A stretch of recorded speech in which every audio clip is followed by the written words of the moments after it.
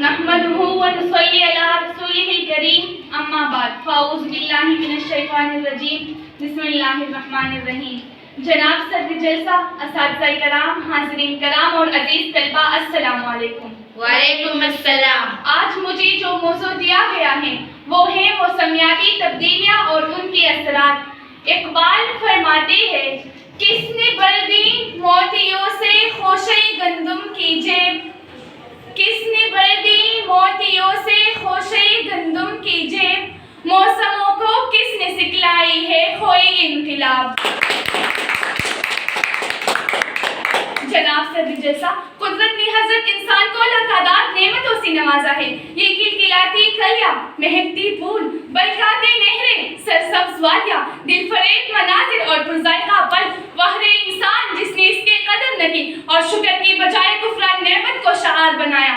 اللہ تعالیٰ قرآن مجید میں فرماتے ہیں کہ اگر تم اللہ تعالیٰ کی نعمتوں کو گننا چاہو تو نہیں گن سکتے. جب حضرت انسان نے کرۂ ارض پر قدم رکھا تو اس نے ارض و سما کو اپنی طبعی شکل و صورت اور اوصاف میں پایا، لیکن افسوس صدا افسوس، ہر گزرتے دن حضرت انسان نے اس کی طبعی حالت کو بدلنا شروع کیا اور آج ہم اس مقام پر کھڑے ہیں جہاں ہم حیران اور پریشان ہیں کہ ہم نے اپنی ماحول کو کیوں تباہی کی دہانے پر لا کھڑا کیا.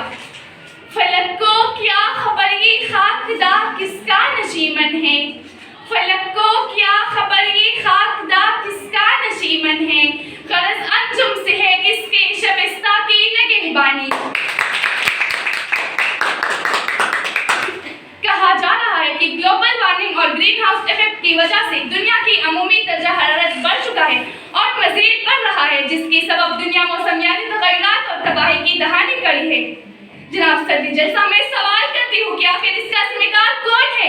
جواب واضح ہے، ہاں اس کی ذمہ دار میں ہوں، تم ہو، یعنی ہم سب ہیں. ہاں، ہم نے ہی اپنی وقتی مصلحت کی خاطر حیاتیاتی قدرت کا حلیہ بگاڑ دیا.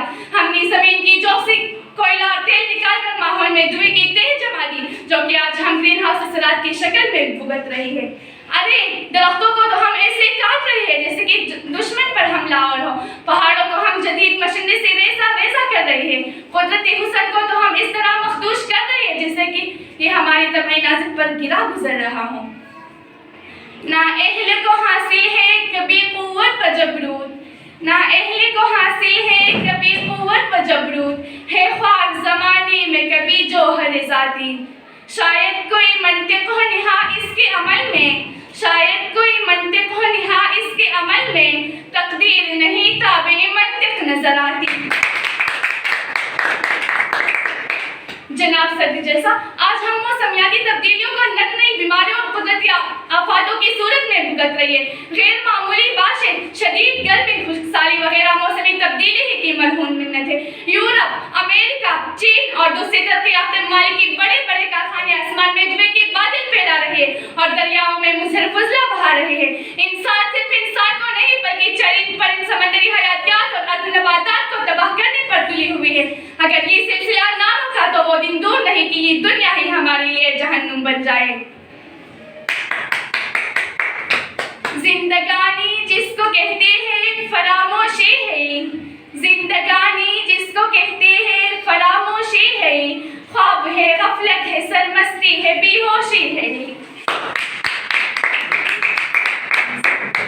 جناب صدر جیسا، ظاہر ہے ہم اس موسمی تبدیلیوں کو واپس پیچھے تو نہیں لے جا سکتے، لیکن کم تو کر سکتے ہیں. کیا ہم درخت نہیں لگا سکتے؟ ہم میں سے کتنوں نے موسمی بہار یا موسمی برسات میں درخت لگائے ہوں؟ اگر ہم ایک بھی پودا لگائے تو ہم 10 کروڑ درخت ایک ہی موسم میں اگا سکتے ہیں اور اس موسمی تغیرات کے ناسور پر کسی حد تک قابو پا سکتے ہیں.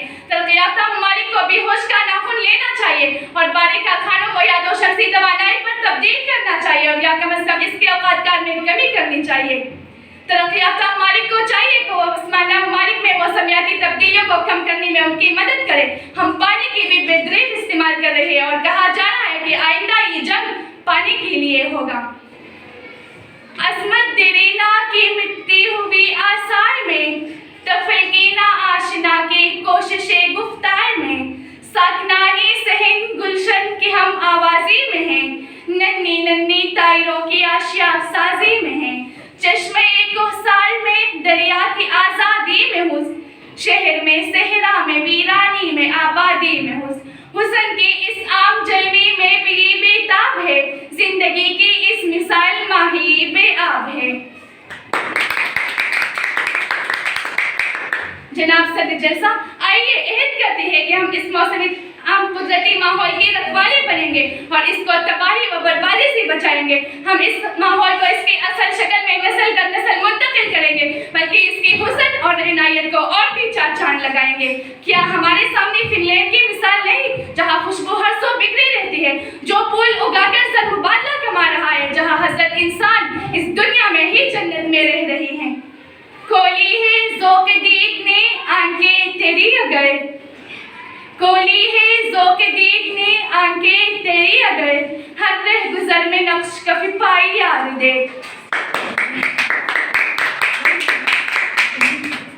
جناب صدر جیسا, بطور انسان ہمارا فرض بنتا ہے کہ ہم ماحولیاتی اثرات کو کم سے کم کریں. بطور طالب علم میرا فرض بنتا ہے کہ ہم اس پہ استطاعت پودے لگائیں, اپنے ماحول, اپنے اسکول, اپنے کلاس روم اور اپنے گھر کو صاف رکھیں. بطور ایک ذمہ دار شہری میرا حق بنتا ہے کہ میں ان افراد اور عناصر کو روکوں جو آلودگی کا سبب بن رہے ہیں.